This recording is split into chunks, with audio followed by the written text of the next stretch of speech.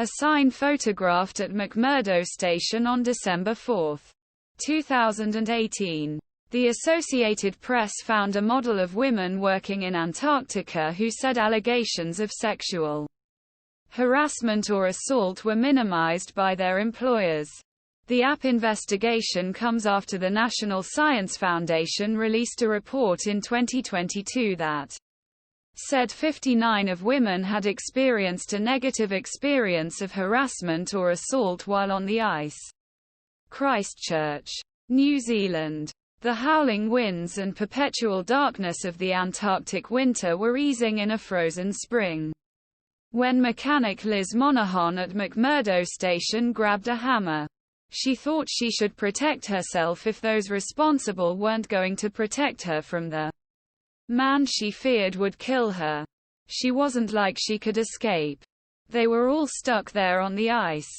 That's why she always kept the hammer with her, looped into Carhartt overalls, or tucked into her sports bra.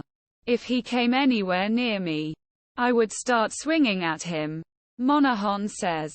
Monahon, 35, is one of many women who say the isolated environment and macho culture at the U.S. Research Center in Antarctica has allowed sexual harassment and assault to flourish. The National Science Foundation, the federal agency that oversees the United States, the Antarctic Program, said that in 2022, 59 of women had experienced harassment or assault while on the ice, and 72 of women said such behavior was a problem in Antarctica. But the Associated Press found that the problem went beyond harassment. In reviewing court records, internal communications, and in interviews with more than a dozen current former employees, the app uncovered a pattern of women who said allegations of harassment or assault were minimized by their employers, often putting themselves or others in greater danger. In one case, a woman who reported that a colleague had groped her was made to work with her again.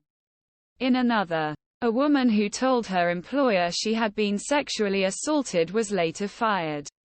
Another woman said bosses at her base downgraded her allegations from rape to harassment. The app usually does not identify those who say they have been sexually assaulted unless they have publicly disclosed themselves. Complaints of violence did not stop with the NSF report. 5 months after her release, a woman in McMurdo told a U.S. lawmaker his colleague for the marshal, Stephen Bieneman, pinned him down and held his throat for about a minute as he tried desperately to report that he couldn't breathe. Bieneman pleaded not guilty to the misdemeanor attack.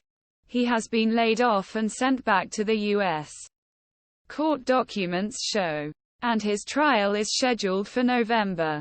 The NSF report triggered a congressional investigation.